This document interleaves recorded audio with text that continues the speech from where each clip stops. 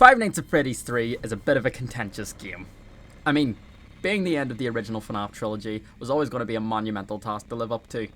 And for the longest time, the general consensus was that the game lived up to a lot of the expectations set onto it by the fandom. At least that's what a lot of people thought. Because even upon its release, and especially over the last 5 years or so, a lot of the choices Scott made for Fnaf 3 and its general game design have been called into question. Now, before I delve into this, I think that it's worth mentioning. I am biased. Very biased.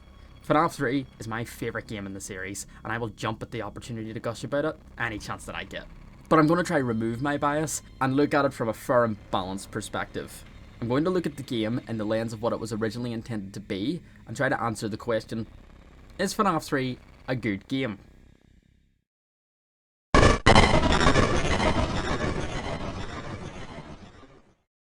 Now, there's a lot to get through here, and I'm writing the script for this video when I have work in the morning, so I'm going to address what I view as the biggest criticism of this game right from the get-go. Fnaf 3 is often viewed as just not being very scary when it's compared to its predecessors. And what do I have to say to this, being such a huge fan of Fnaf 3? Well, yeah, it kind of isn't scary actually. But that's okay, I think. This may be a bit of a strange take, but I think once I explain it that you'll hopefully understand. Each of the first 4 Fnaf games are horror games, yes. But each of these games also focuses on a different genre of horror. What do I mean by this? Well, for example, Fnaf 1 is kind of a hybrid of supernatural horror, that being ghosts, spirits, etc., and the Uncanny Valley. A lot of people argue that all of the Fnaf games fall under the Uncanny Valley, but honestly I just don't think any games past Fnaf 1 capture it quite as well. Fnaf 2 is more of a psychological horror, and I mean that in a literal sense, as the game amps up very quickly and throws so much at you that it literally sends you into a frenzied panic. And then there's Fnaf 4, which is obviously a monster horror, and it's almost Lovecraftian in a sense, as it started to push the boundaries of what these robots were really capable of, with them now invading your home. But where does this leave Fnaf 3? Well, it's also a hybrid. Fnaf 3 genre of horror is body horror, with a slasher villain. Now, this certainly isn't an original take, but it honestly isn't something that I see people talk about very often. Springtrap himself is a textbook slasher killer, and he is at least loosely inspired by a lot of the slasher movies that were released from the mid-1970s to the early 1980s. Here are a few of said killers, and I'd just like to point out a few of the things that he has in common with each of them. For example, like Freddy, he is a serial child murderer. Like Leatherface, he is animalistic in nature. Literally. Like Jason, his body is rotted and his face is rarely seen. And like Michael, he aura farms at every opportunity he gets. Hell, you could even draw a comparison to Chucky, due to him taking this child-friendly concept and then twisting it to be something more sinister. But why is this important? Well, because it's a first in the series, and it made Springtrap more of a threat from the get-go. In the context of the game, knowing that he isn't just a machine, but also a man, it makes him seem much more conniving and almost intelligent in a way. In the first 2 games, the animatronics often just seemed to wander around and even seemed like they just often stumbled across you by accident, especially in the earlier nights. But Springtrap's different. He seems to move with intention, and this is even complemented by the game's mechanics itself. When some sort of ventilation error occurs in this game, Springtrap's often just going to beeline right for the office, taking advantage of your moment of weakness. And as someone who's played this game, that's pretty damn scary! But that's not even getting into the body horror aspect of Springtrap. Being crushed to death by a metal suit is a pretty horrifying way to die. But to make it worse, he isn't dead. Somehow, by some sort of divine intervention or twisted miracle, this man is still alive. Ripped to bloody shreds, but alive. And what is his goal? Hell if we know. In later games, we see that not only does William eventually escape, but he goes on the run until he ends up in Pizzeria Simulator. So does this mean that he could have just left this entire time and just stayed to stalk us for the love of the game? But I digress. My main point that I'm trying to make here is, yes, Fnaf 3 is not scary in the traditional sense. It doesn't play off the same primal fear that Five Nights 1 does. But that doesn't mean that there aren't different kinds of horror to be found here. And while it isn't the classic, this robot bear has just screamed in my face type of horror, it is horror nonetheless. Speaking of robots screaming in your face, this is the part where I defend Springtrap's jump scare. which, in fairness, hundreds of people have already done to a much better ability than I ever could.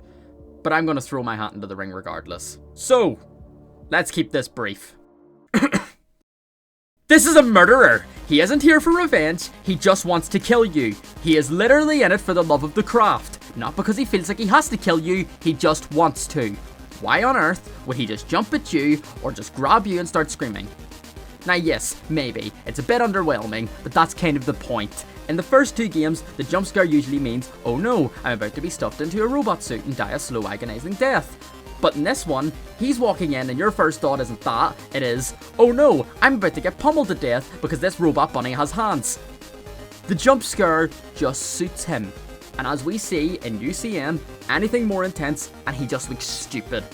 Can we please just remember that there is still a person in there for God's sake, and he isn't about to start doing backflips just to get you to scream for a second. Moving on. Fnaf 3 is the first time a Fnaf game really came out to a more divided reaction. And unfortunately, we also need to keep in mind that a lot of the people criticising the game for its quote-unquote shortcomings were also kids like many of us at the time. And here's a little fun fact about kids. They have absolutely no form of media literacy whatsoever. And let me put this into perspective before continuing.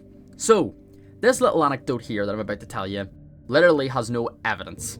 You're just gonna have to take my word for it. When Fnaf 3 was first getting teased, specifically the first I Am Still Here teaser, a lot of people immediately assumed this character was Golden Freddy. And you know what? Fair enough. I can understand why. However, I remember getting into several arguments in YouTube comment sections because I pointed out that it would make more sense for this character to be Fredbear. The reason so many people were arguing with me is because none of them knew who Fredbear was, or what his relation to the series was. People were genuinely convinced that I made Fredbear up and that he didn't actually exist. And while the argument can be made that technically Golden Freddy and Fredbear are the same character, I have to disagree. Golden Freddy is the spirit, Fredbear is a robot. They're 2 separate things. But why is this important to mention? Because the people complaining when this game came out genuinely had no idea what they were talking about or why they didn't like it. Fnaf 3 wasn't disliked because it had some huge big flaw that made it fall apart. It was disliked because it was different. The fandom practically split in 2, with one side wanting a return to the status quo and the other embracing the change. And something I remember from this game's release was how angry people got about the game, but also how little they could back it up on why they didn't like it. And it eventually got to the point where the criticism was, the jump scare was bad. Did people really have to grasp at straws so much to the point where that was the big flaw? Even as a kid, this made no sense to me. And I know I made a similar comparison in my last video, but screw it, I'm doing it again. I was a Star Wars kid, and I grew up loving the prequels like I did any other Star Wars film. And the entire time that I was trying to enjoy this as a kid, I had grown-ass men telling me how stupid I was for enjoying them, and I just couldn't understand what the big deal was. But then, as I and many other people who grew up on those films got older, we saw a generational run for prequel fans, and suddenly they became the most beloved films in the series. It's my belief that the same thing has happened for Fnaf 3. In recent years, waves of support have come out for this game, and finally people are asking the question, what was the big deal? Fnaf 3 got a bad rap from a lot of people over nothing, especially when there's so much to love about it that people just blatantly ignored. So, why don't we talk about a few of the things that this game just nailed? For example, this game is just oozing with atmosphere. From the long narrow corridors and dimly lit decorations to the veiled green colour that coats the entire game, this game had a distinct vibe that it wanted to capture, and it did it gloriously. And that's not to mention Springtrap's design, which I'm not going to get into too much because people have already talked plenty about it. But this is where the game's peaked in terms of animatronic design, and I don't even think that's a hot take. But I also want to give the Phantoms a bit of spotlight. They've received criticism for being too simple and just basic palette swaps, but honestly, I wouldn't have it any other way. They only needed to be recolored this way so that they fit into the environment more effectively regardless. And that's not even to talk about the way that they're implemented. They are definitely a lot more effective on a first playthrough, don't get me wrong. But that could be said for literally any of these games. But very few things in this series have startled me quite as much as the first time that I turned to my left to see Phantom Foxy just standing there. And this is completely just a me thing, but I love Phantom Freddy. I can't even explain why.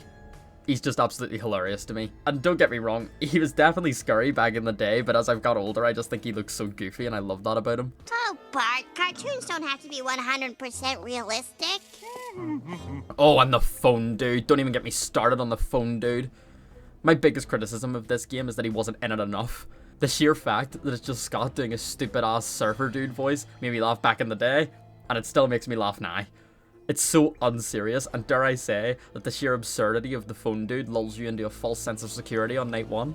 Phone dude is probably the first example I can remember of Scott's humour really being put into the games as well. Fnaf 1 and 2 had more subtle examples of it, sure, but this game literally opens up with, hey dude, welcome back to another night. Okay, I might just be yapping a bit. Maybe I can't convince you that this game is good if you've already decided otherwise. But that's not really my intention. I just hope that maybe one person who didn't give this game a proper chance sees this video and thinks, hey, maybe I'll have a second look at this one. If just one person does that, I'll be more than satisfied. This game is just worth it. But there's a reason beyond that as to why I made this video. If you happen to see the last video I uploaded, you'll know it was a critique on Fnaf's sister location. And while that's all well and good, I don't like to be overtly negative all the time. I figured this is a nice palate cleanser video in order to prepare for the next one. So join me next time when I explain exactly why Dream Theory was canon and how people still pretend it wasn't. But anyway, that's about it, lads. I'll see you in the next one.